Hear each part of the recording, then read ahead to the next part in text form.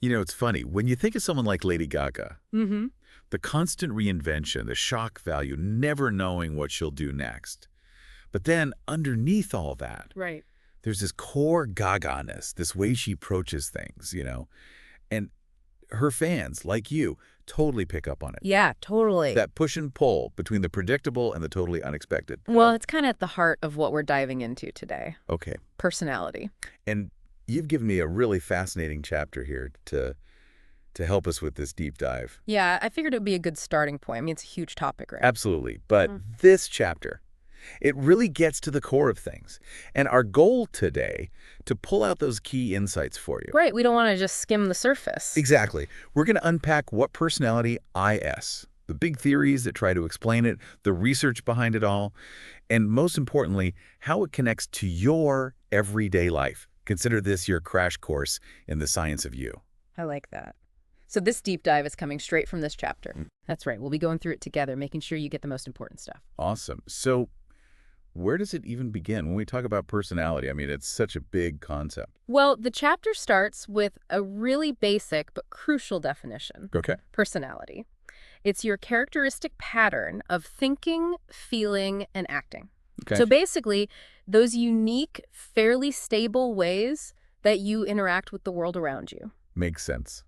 Now, to understand how we got to this definition, the chapter takes us back to some really influential early theories. Okay. The psychodynamic theories and the humanistic theories. They really laid the groundwork.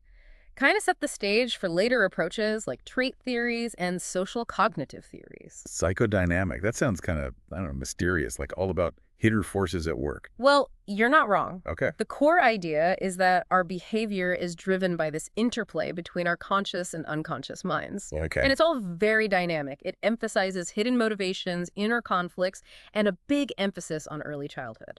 And Freud is the big name here, right? I mean, even outside of psychology, you hear people talking about the ego or repression. Oh, absolutely. He really brought this idea of the unconscious to the forefront. It's true. And the chapter even talks about, the Victorian era he lived in, all that societal constraint, especially around sexuality. You can see how that would have influenced his thinking. It's essential context.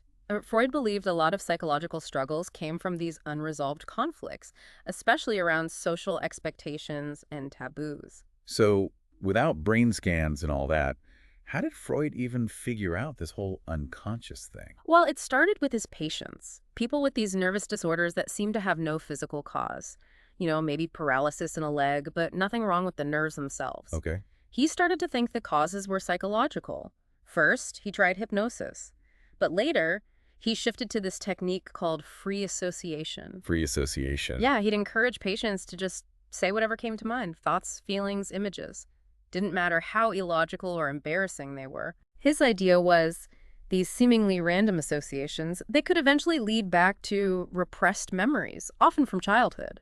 And bringing these into conscious awareness could be therapeutic. Makes you think of that iceberg analogy. A classic one, right? Absolutely. Just the tip of conscious awareness above the surface, and then this huge unconscious realm beneath, filled with all those unacceptable desires, urges, memories. Right, right. And then that in-between zone, the preconscious, stuff we can access more easily. Exactly. Freud really believed that this vast unconscious was hugely influential, shaping our thoughts, feelings, behaviors in ways we don't even realize. Wow. Okay, so how did Freud think our personalities actually developed? Well, he proposed this model of personality with three interacting systems: the id, the ego, and the superego. Id, ego, superego. Okay. So the id is there from birth, this primal force driven by the pleasure principle. It just wants immediate gratification. Basic needs like hunger, sex, aggression, like a newborn crying for food, that's pure id. Got it. And then the ego comes in, the more rational part. Exactly. It develops as we interact with the world, learn about limits. It's driven by the reality principle. Cool. It mediates between the id's demands and what's actually possible, tries to find realistic, socially acceptable ways to satisfy those urges. So the ego is like the decision maker, the strategist. Exactly. And then we have the superego, developing around age 4 or 5. Okay. This is where we internalize moral standards, ideals from our parents, society. It's our conscience, how we ought to behave. Right, right. Like that example in the chapter with Connor and Tatiana, the ego's constantly juggling the id, the superego, and external reality. Precisely. A tough job. Sounds like it. Yeah. Now, Freud also had these stages of development, the psychosexual stages, right? Yes. He theorized that we go through 5 stages: oral, anal, phallic, latency, and genital. And in each stage, there's a different focus for the id's energy. Right. Each stage has its own erogenous zone and unique developmental challenges and potential conflicts. Like during the phallic stage, around ages 3 to 6, this is when the Oedipus complex comes into play for boys. Oedipus complex. Yeah, Freud's idea was that boys develop these unconscious sexual desires for their mother and feelings of rivalry, jealousy toward their father. Okay. Eventually, they resolved this by repressing those feelings and identifying with their father. So that's how they form their gender identity. According to Freud, he also had a similar concept for girls, the Electra complex, but it wasn't as fleshed out. And if someone doesn't successfully navigate a stage, that's where fixation comes in. Exactly. Freud thought unresolved conflicts or even too much gratification could lead to fixation. So that person's pleasure-seeking energy stays stuck on that particular erogenous zone. And that can affect their personality in adulthood. Right, like the classic example of oral fixation, Yeah. leading to things like excessive eating, smoking, nail biting. Okay, I see. So the ego's managing this tug of war between the id, the superego, and DE reality. Must create a lot of potential for anxiety.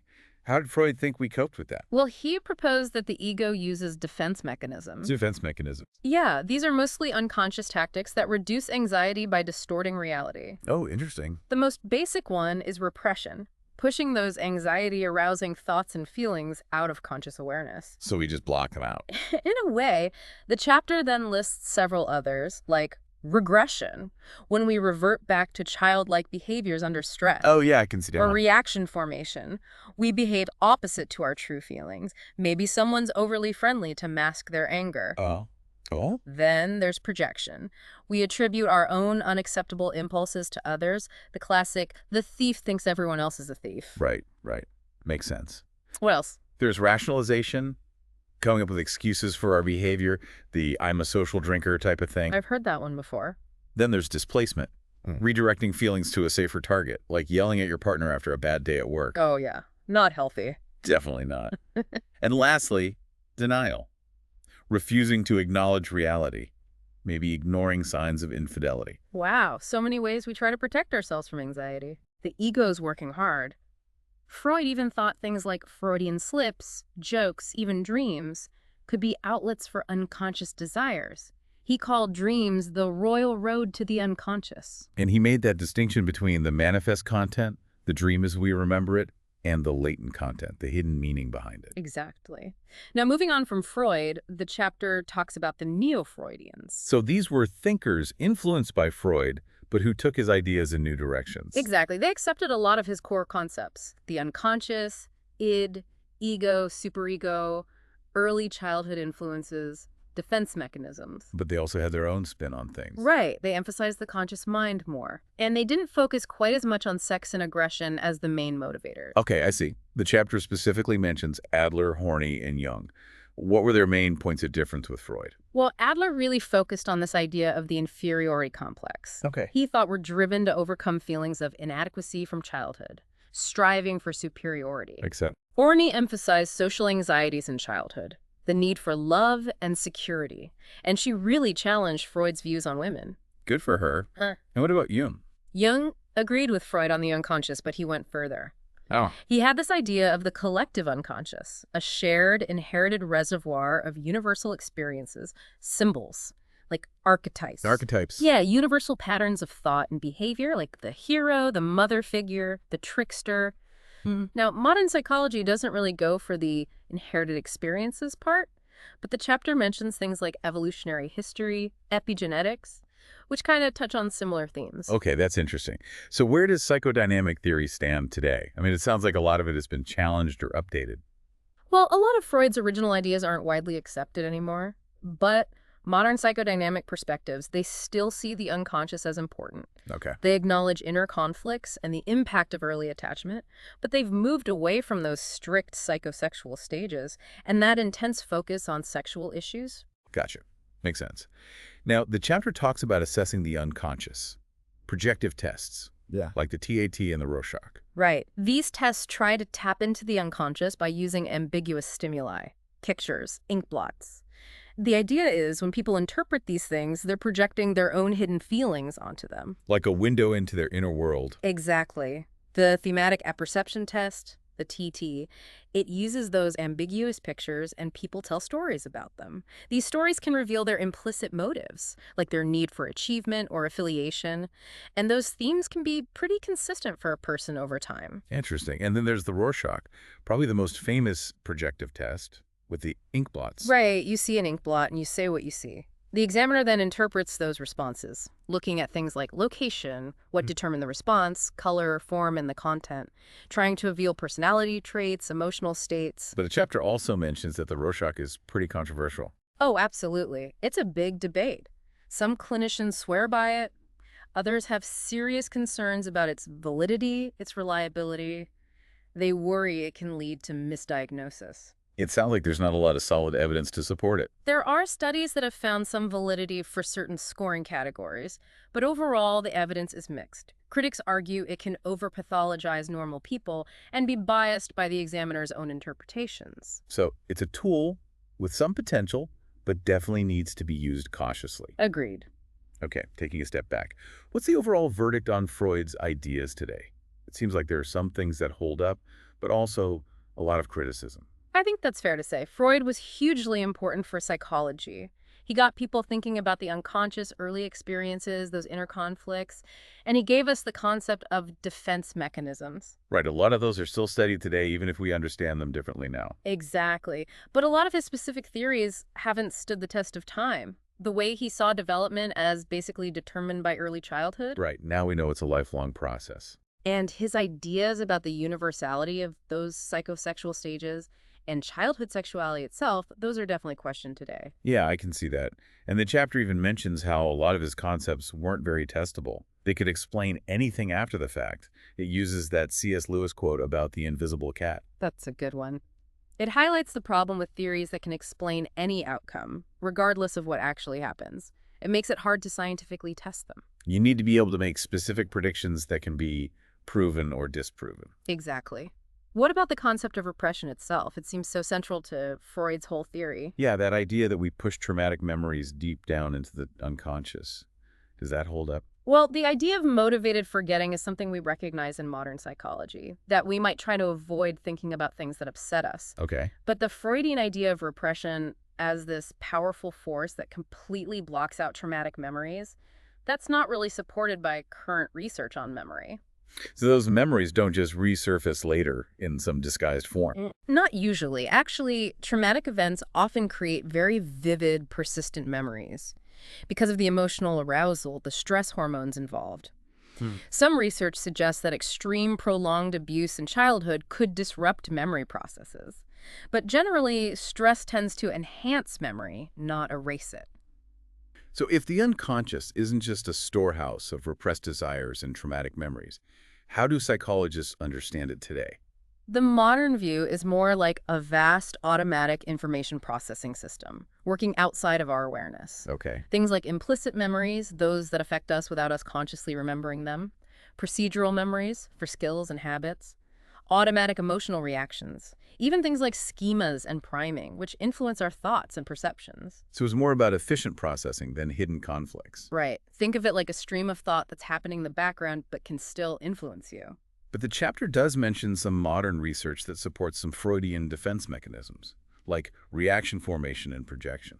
That's true. For example, some studies have found correlations between people with strong anti-gay attitudes and physiological responses that suggest same-sex attraction, which could be interpreted as reaction formation. Interesting. And the false consensus effect.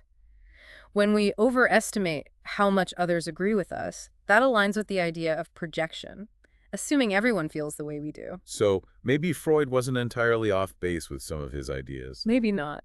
The chapter also mentions terror management theory, which offers a more modern take on how we deal with anxiety, particularly the anxiety of knowing we're going to die. Oh, that's a heavy one. It is.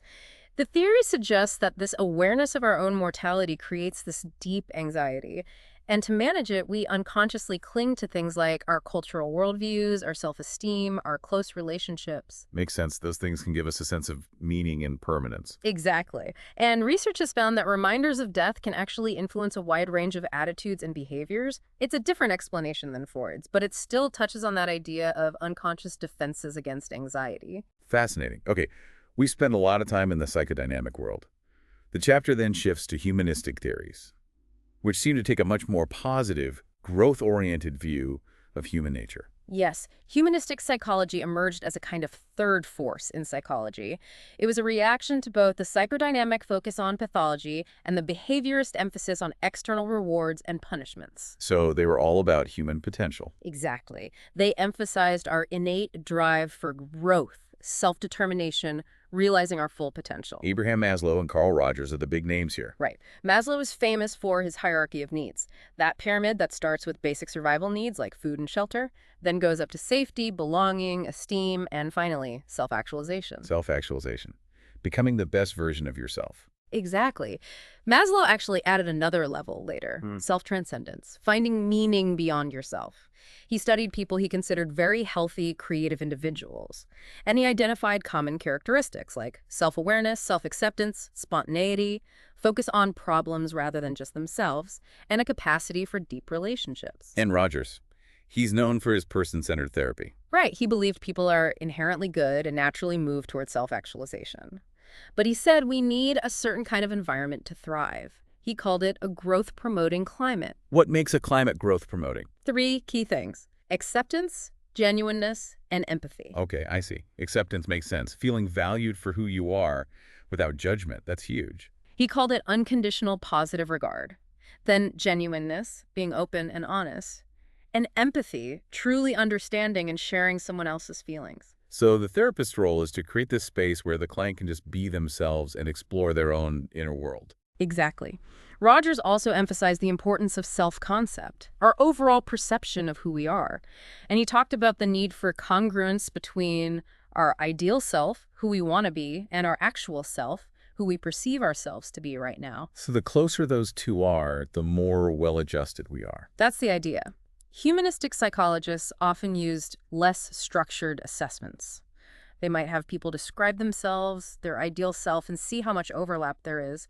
But they also relied heavily on the therapeutic relationship itself as a way to understand the person's subjective experience. It seems like humanistic theories have had a big impact on things like counseling, education, even the whole positive psychology movement. Oh, absolutely. They really shifted the focus to human strengths and potential. Yeah. But the chapter also points out some criticism. Okay, what kind of criticisms? Some people felt like concepts like self-actualization were too vague, too subjective, hard to measure scientifically, and they question whether Maslow's description of self-actualized people wasn't just based on his own values. Makes sense. There were also worries about that emphasis on individual fulfillment, leading to self-centeredness, neglecting social responsibility, and some argued that it was too optimistic, ignoring the darker side of human nature. So they saw it as potentially naive. In a way. But humanistic psychologists countered that true self-acceptance actually leads to more care and compassion for others. And they saw focusing on hope and potential as crucial for creating positive change. It's interesting how each perspective brings its own unique insights and blind spots. Absolutely.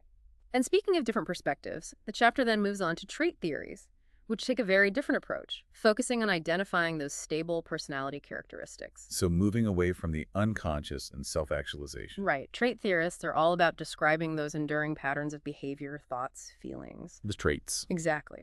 The chapter mentions Gordon Allport. He actually had a meeting with Freud and came away thinking maybe we should focus more on those surface-level observable motives. So a trait is basically a consistent way of being, something that can be measured through questionnaires or ratings by people who know you. Exactly. And then the chapter mentions the Myers-Briggs Type Indicator, the MBTI. Oh yeah, the one that sorts you into personality types. It's super popular, but it's based on Jung's typological theory, which isn't really backed up by modern research. And there's debate about how well it actually predicts real-world outcomes. So maybe not the most reliable measure. That's the general consensus. The chapter emphasizes that we don't really fit into neat categories. Right. We all have a unique blend of traits. And those traits exist on a spectrum. You okay? To identify those underlying dimensions, researchers use a technique called factor analysis. Factor analysis. It basically looks for clusters of behaviors that tend to go together, like outgoingness, liking excitement, and disliking quiet reading. Those all cluster together as extroversion. Gotcha. So factor analysis helps you see the bigger picture, the underlying dimensions. Exactly. The Ising's two-factor model is a classic example. It proposed that personality could be largely described by two dimensions: extroversion, introversion, and emotional stability, instability, also called neuroticism. So are you more of an introvert or an extrovert? More emotionally stable or unstable? It's not quite that simple, but it's a good starting point. And this model has been supported by cross-cultural research and even some evidence of genetic influence. Interesting. And there's even research showing biological differences between extroverts and introverts. Oh yeah, like brain activity, neurotransmitter levels. And Jerome Kagan's work showed how some babies are just born more reactive, shy, and inhibited, while others are more laid back. Wow. So temperament might be partly biological. There's definitely evidence for that. And it's not just humans. They've found stable personality traits in all sorts of animals: dogs, monkeys, birds. Really? So personality isn't just a human thing. It seems not. Okay, so how do trait theorists actually measure these traits? They use personality inventories, basically long questionnaires with lots of items designed to assess different personality aspects. The Minnesota Multiphasic Personality Inventory, the MMPI, is a famous one. The MMPI. I've heard of that. It was originally used to identify mental disorders, but it also measures personality traits. It's empirically derived, meaning they chose the items based on how well they distinguish between different clinical groups. Oh, interesting. And it's objectively scored, which is good for consistency. But the chapter reminds us that objectivity doesn't automatically mean validity. Right. A test can be scored consistently, but still not actually measure what it claims to measure. Exactly. And the MMPI also has validity scales to check for things like people trying to make themselves look good or faking bad. So they try to account for those biases. They do. Now, the chapter presents what's probably the most accepted and empirically supported model of personality traits today: the Big Five. The Big Five. Conscientiousness, agreeableness, neuroticism, openness to experience, and extroversion. Canoe. Easy to remember. It is. And there's tons of research on these traits: how stable they are over time, how much they're influenced by genetics, even potential links to brain structure. Wow. They haven't found much about birth order effects, though, but the Big Five seems to be pretty relevant across cultures, although the specific expressions of each trait might differ. That makes sense. And most importantly, these traits predict all sorts of real-world outcomes: work success, relationship quality, health behaviors, even political views. It's amazing how much these traits can influence our lives. It really is. The chapter even talks about how the Big Five shows up in online behavior, social media. So trait theories give us a good way to describe and predict patterns of behavior. But what about the influence of the situation? The chapter brings up the person-situation debate. Right, that's a big one. While our traits are fairly stable, how consistently we behave across different situations, that can be less predictable. Yeah, you might be super organized at work, but a total mess at home. Exactly. So while traits show our average tendencies, the immediate situation can really impact how we act. Personality tests are better at predicting overall trends, not specific actions in isolated moments. Makes sense. But the chapter also points out that when you average behavior over many situations, those traits become meaningful predictors. Okay. And they influence us in subtle ways. Mm-hmm. Our preferences, our communication styles, even how we shape our environments. And even when we try to act differently, our personality often leaks out in those unguarded moments. So it's a complex interplay between our inner traits and the outer world. It really is. Okay, we've covered psychodynamic, humanistic, trait theories. Right. What's next? The chapter moves on to social cognitive theories, which try to integrate both internal factors and external influences. Okay. This perspective, mainly associated with Bandura, sees personality as this dynamic interplay between our traits, our thought processes, and the social environment. So it's not just nature or nurture. Right, it's both working together. And reciprocal determinism is key here, right? The idea that our behavior, our thoughts, and our environment, they all influence each other. Exactly. It's this continuous cycle.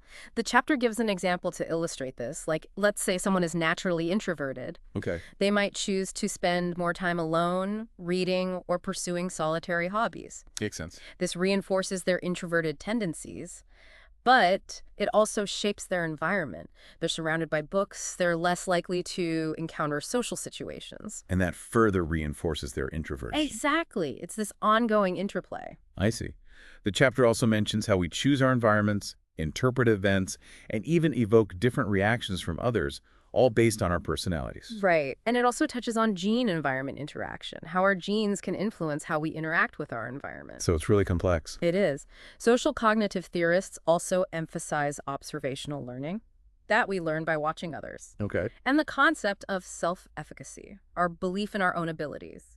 Right. How confident we are that we can succeed. Exactly. That can really impact our motivation and persistence. It makes sense. If you believe you can do something, you're more likely to try and keep trying.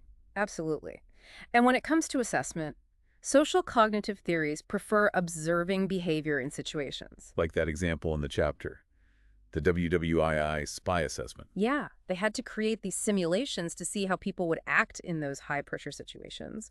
And now they use assessment centers for things like job interviews. Makes sense. If you want to know how someone will act on the job, see how they handle a simulated work task. Exactly. It's about seeing behavior in context. So what are some of the criticisms of social cognitive theories?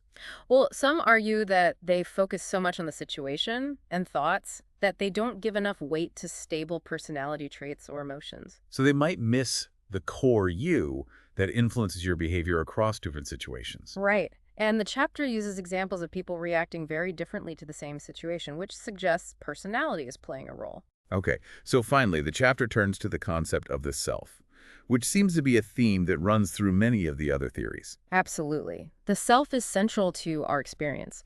It's how we organize our thoughts, feelings, actions, and it's a big topic of research in psychology. Right, things like self-esteem, self-concept. Exactly. The chapter talks about possible selves.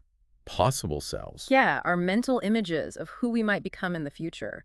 Both the ideal selves we strive for and the selves we fear becoming. Oh, that's interesting. So our ideas about our future selves can actually motivate our behavior now. That's the idea, and it also mentions the spotlight effect. Spotlight effect. It's our tendency to overestimate how much others are noticing us. Like, if we trip and fall, we think everyone saw and is judging us, but in reality, they probably didn't even notice. Oh, yeah. We're all the stars of our own show. Exactly. Now, self-esteem is obviously a big part of the self. The chapter talks about all the benefits of healthy self-esteem, but it also brings up the question of whether it's a cause or a consequence of positive outcomes. So, does feeling good about yourself lead to good things happening? Or is it the other way around? It's a chicken and egg situation. The chapter suggests that focusing on building skills and competence, leading to self-efficacy, might be more beneficial than just trying to boost self-esteem directly. It's interesting. And it talks about the downsides of inflated self-esteem, how it can lead to defensiveness, aggression when challenged. Right, fragile self-esteem. Exactly. It also touches on things like self-serving bias. That's when we take credit for our successes but blame our failures on outside factors. Exactly. And the Dunning-Kruger effect, where incompetent people often lack the awareness to realize they're incompetent, leading to overconfidence. So basically, not knowing what you don't know. Right. It highlights the importance of having a realistic, balanced view of ourselves. Wow, we have covered so much ground today. It's been a whirlwind tour of personality psychology. We have. From Freud's unconscious to self-actualization to traits to the interplay of person and situation, it's a fascinating field. It really is. Yeah. And it makes you realize how complex we are as human beings. Absolutely. So as you go about your day, think about the different perspectives we discussed. Those unconscious influences, the drive for growth, those stable traits, the way you and your environment shape each other. Okay. How might these different lenses help you understand your own patterns? Your strengths, your challenges, the choices you make. It's an ongoing journey of self-discovery, and personality psychology can give us some valuable tools for the ride. That's a great takeaway. Thanks for guiding us through this deep dive. My pleasure. Always happy to explore the complexities of the human experience.